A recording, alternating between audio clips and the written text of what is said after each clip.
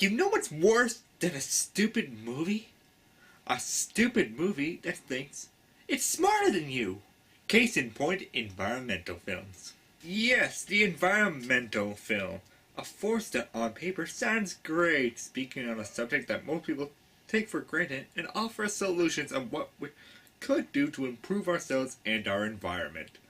But people will agree that the vast majority of environmental films, especially animated ones, are nothing more than propaganda films with the main message: humans equal Satan, environment equals awesome. These films are only basically smart enough to give a blanket solution to the problem. Like, say for example, let's stop polluting. Well, I got a new king of the green-thumbed vomit, and that is the anti-humanity propaganda film simply known as Animals United.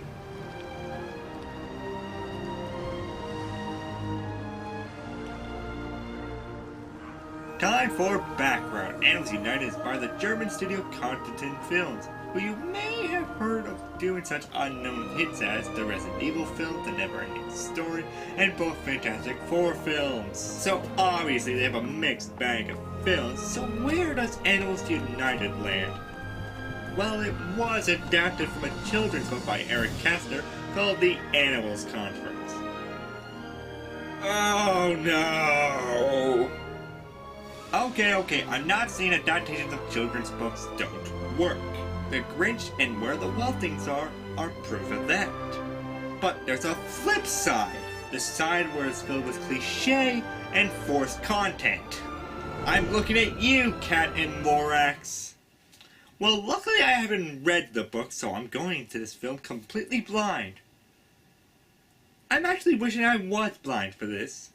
But let's go forth anyways. So let's unite and take on Animals United. So the cover has already foretold this movie's biggest downfall. Too many characters. They're already crowding out the box art. How do you think they're going to do in the actual film? But overall the cover is passable. Not at all creative or interesting, but passable. The movie starts off and we see some very beautiful detailed landscapes, animal character models, and the lighting is simply superb. Almost like if Ice Age and the Wild had a love child together, after removing the charm and wit from Ice Age and removing nothing from the Wild because that was crap and so was this. So we meet our main protagonist, a little meerkat in Africa named Timon, and his best friend, a pacifist lion named Simba. As you can tell, these characters are so colorful, I remember their names completely. Anyway, Timon decides to play a nice game of poop golf while Simba watches. I'm dead serious. And making matters worse, it's a plot point. A poop joke is a plot point. The plot point, in fact, that will save the day. All like spoilers. Shut up, Vanilla. Love interest comes along pissed that Timon has been playing with poop rather than getting their kids water. And I can understand that. You were to get water. Oh, that's right! Oh, Billy. I really think you are and always will be a scatterbrain. I sure love you. I, for some reason, love you for ignoring your responsibilities as a parent to play with hyena covenant. Wait, why do I love you? Main character, do me! Oh, God, this is better than poop golf. The giraffe and the elephant come up to Timon, Simba, and love interest. No, you won't remember their names. Put your hand down. And tell the three that the water has dried up for some reason, and everyone is slowly dying. But Timon has a solution. I'll play the water down here with my drum.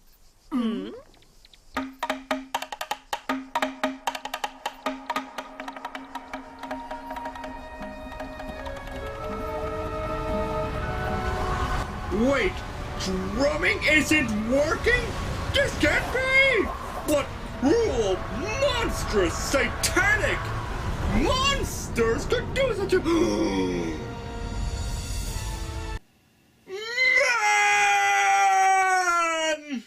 now, children, it's time for the Demonizing Humans chapter of the movie as we cut to all over the world where humans are dicks and either cause environmental disasters uncaringly or don't give a shit entirely about anything.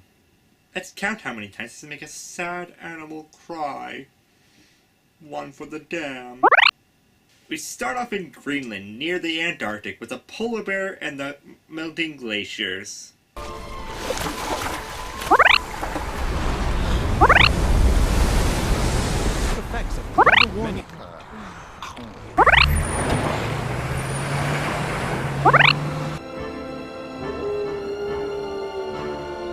Great! Now I want some Coca-Cola! I don't even like soft drinks.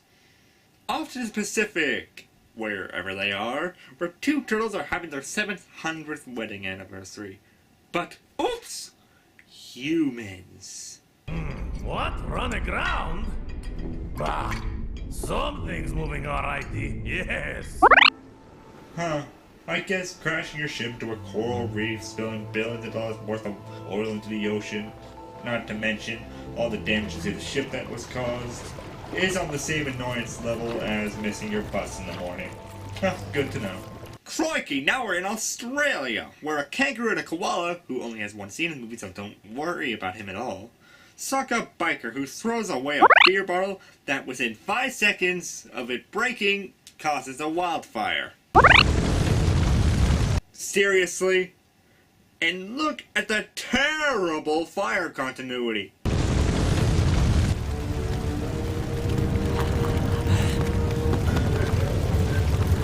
Continuity for these animators was probably about as alien a term as subtlety was to the writers. So the kangaroo, after escaping the fire, meets Smiley, a Tasmanian devil who rips off... God, it's not even worth saying. Oh, like, hang on just a minute there, buddy. You just said that you couldn't remember any of the animals' names. So how can you possibly remember the Tasmanian douche's name? Because, Vanilla, audience, Smiley farts so hard. He farts so hard that his fart comes leaking out of his nose and ears. What?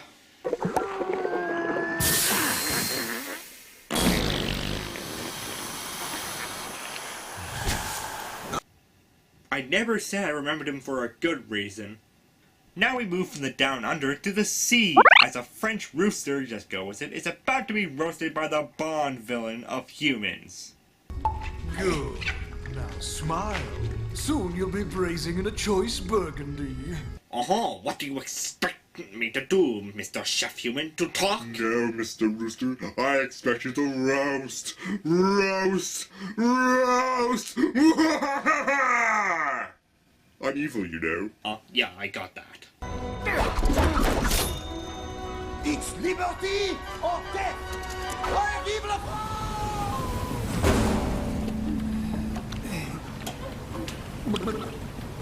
A chicken? Hello? Foul! Did part of the movie just erase while I wasn't looking? How did all those animals manage to just meet up? Things got a little bit steamy back in the bush, so we thought we'd take ourselves on a holiday, you know, to cool off. First it was just me and Smiley, but then old Sushi climbed aboard. Sushi? That's my name. Yes. Well then, carry on. That's not an explanation movie! If you haven't noticed or haven't studied your geography, your animals came from opposite ends of the world! You need more of an explanation than just, we just met up. Back in Africa, we see Timon going off to get some water himself from a small oasis. But it's being blocked off. Hey, I didn't hear anyone say you could have the first drink. You talking to me? Are you talking to me? Unicorn? Equal Space Mouse, come here. What is it? Those two are trying to outwaste us. This is a problem. What should we do? Well, we can either rap about it, no, or we can just smile. Ooh, I like that idea. Hey, do you want to go kick a soccer ball around and get some tacos? Do you need to ask Arriba? So after Timon screws up on getting water, his son doesn't love him anymore. Oh God, I care so little! But what can fix love like needlessly risking your throat in a place called the Valley of Death? Well, not before a needless anti-smoking song. Trailer for sale or rent. Rooms to let 50 cents. No phone, no pool, no pet. I don't need no cigarettes. Next, kids Timon and Simba are going to teach us a song about all the importance of recycling. Well, luckily for Timon, Simba comes to back him up in the Valley of Death as a leopard appears. The leopard? Nala, shoo, kitty! Go on back through your cat flap! Billy, violence will get you nowhere. Huh? Well, so, what's plan B? Frickin' pacifist! But have no fear, Coca-Cola Polar Bear is here, and she saves Timon. There was much rejoicing. Then the animals unite once again and plan on finding the source of what's stopping the water from flowing. But before that, we have this bullcrap scene about Simba's brother dying.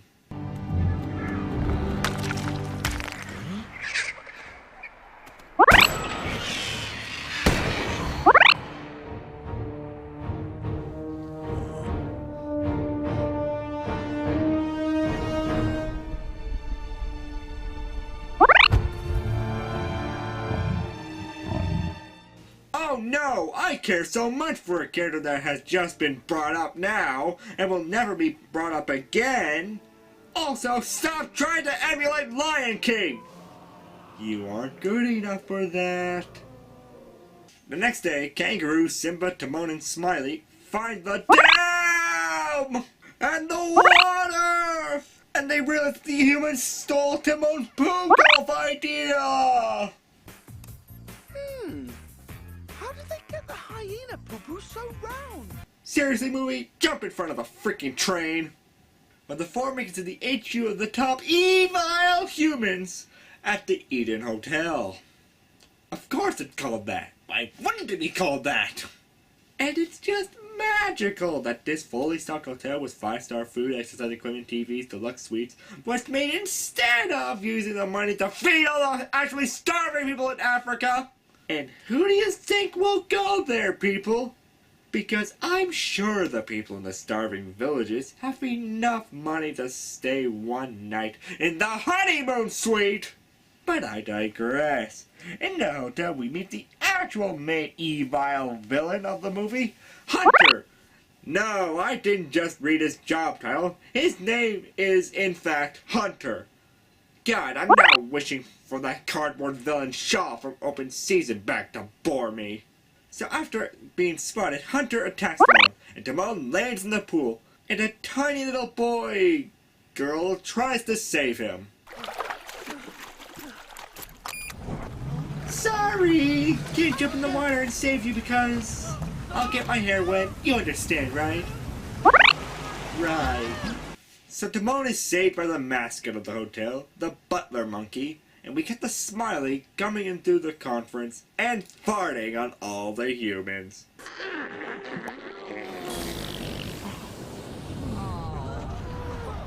Oh, just magical. The butler monkey then hides the 4 animals in the honeymoon suite because animals unite! But what hilarious hijinks will ensue while the monkey is gone?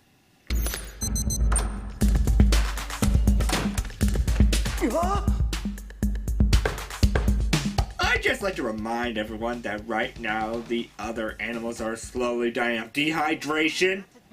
real likable characters we got, ignoring their friends and family to watch TV and play with themselves in the shower. Top-notch characters. Top-notch. Monkey then becomes sick of these assholes, imagine that, and takes them to open the floodgates to release water into the valley, to save everyone. But wait, I gotta be shocked by this. Oh no! Hunter popped out of freaking nowhere and hit Simba with a tranquilizer dart in his butt.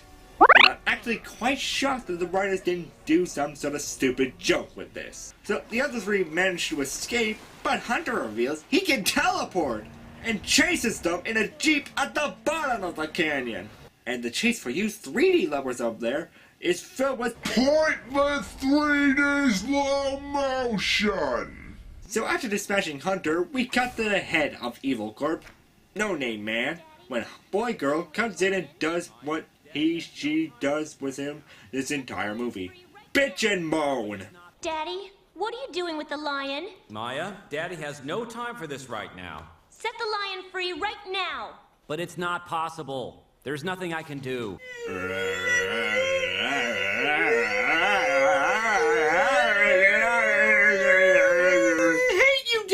Hate you too, son. Daughter! Whatever. Now, skipping another racist bout with Rhino and Wildebeest, which resulted in the obvious joke. Everyone's a little bit racist. The rest of the animals call a conference. Ooh, name drop. Problem is, the water's trapped way up in Leopard Canyon by these massive stones. It was the leopard. No, it was because of a bunch of strange, horribly ugly creatures, naked without any fur. Yes, because as we saw throughout the movie, all the humans were naked. They weren't all wearing clothing or anything. We're talking bloodthirsty, awful beasts. They call themselves humans. What's this crap about these animals never seen a human before? That is impossible! In this society today, where there's, I don't know, I can't think of an average number, but let's say over 100 documentaries go there each and every year to take pictures of lions, zebra, whatever. And none of those animals ever saw the documentary crew. None of those animals saw the actual villages and people living in Africa. No? Humans are just freaking aliens to them? What a crapsicle! Good Evening. My name is Winston, and I am called Winifred. In all that time, we have come across many human beings. they have stolen and have murdered. And destroyed everything many, many times. We let it happen. And because of this, we have lost everything. Our beloved home is sadly no more. But if you do nothing to stop it, this place too will become no more than a blackened stain. For man is a thief who comes in the night and takes what he wants from the land.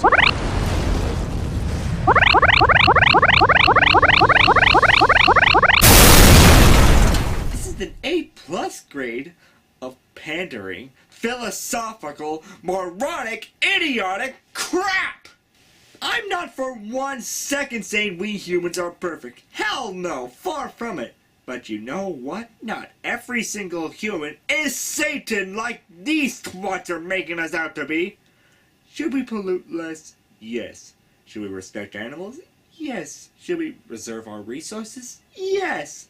So movie, can you show us your solution to these problems? Instead of just pointing them out obviously, like hundreds of movies have done before. So basically what I'm saying is, Fern Gully was more subtle than Animals United. Think about that. But here's the actual best part of this stupid freaking speech. Those turtles die! Great! Let's cut to the ending, where all the animals make it to the dam. But Hunter pops up again in a biplane that holds a missile. Screw it. I don't care. Suddenly, Butler Monkey pops up, having changed sides, and makes Hunter crash his plane, and sending his rocket deep into the dam, not exploding because that would end the movie too soon. Then we get the boy girl releasing Simba, and he confronts Hunter, who teleported once again to the hotel. Wait. Oh, I didn't get a line in this movie. Oh, yeah, you can kill me.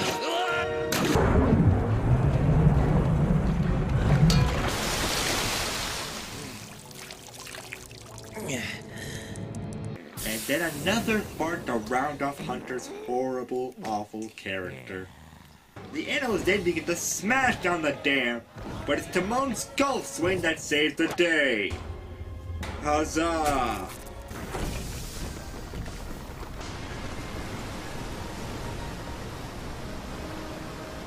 So the dam is broken and Africa is beautiful once again, despite the fact that probably a few animals and people probably drowned to death in that flood that the animals caused. Oh, but wait, folks! We aren't done just yet. Remember the ending to A Troll in Central Park?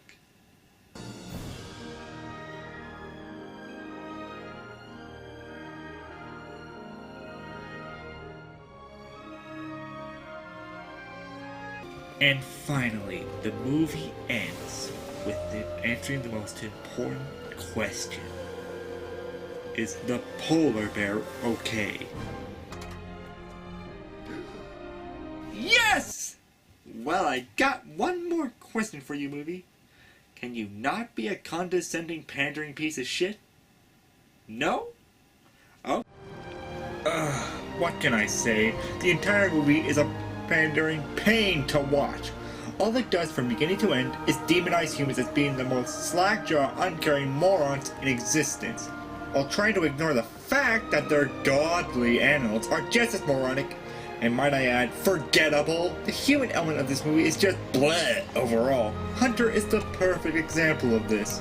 Only given 3 lines, I'm pretty sure 2 of them were grunts, and all his actions would make the Captain Planet villains go, really?